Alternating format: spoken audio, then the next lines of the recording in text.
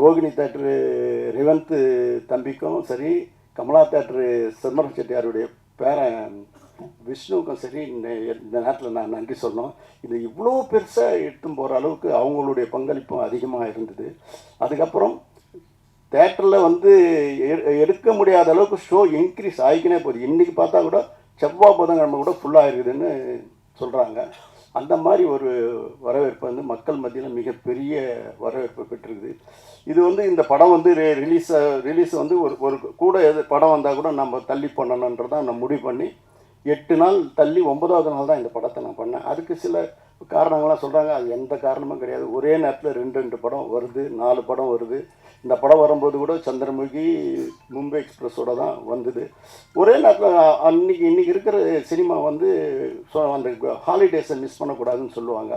ஆனால் இது வந்து 8 நாள் கழித்து தான் வந்தது. ஆக யாரும் அதை பற்றி தப்பாக நினைக்காதீங்க. நான் அந்த மாதிரி இடத்துல இல்லை.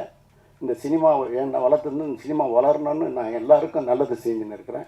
ஆகவே உங்கள்கிட்ட கண்மலங்க சொல்கிறேன், இந்த திரையுலகம் வாழ்வாங்க வாழணும், வையகம் தழைக்க வாழணும், வாழ்வெல்லாம் செழித்து வாழணும்னு என்னுடைய வேதமாகவே நான் எடுத்து நடத்தின்னு இருக்கிறேன்.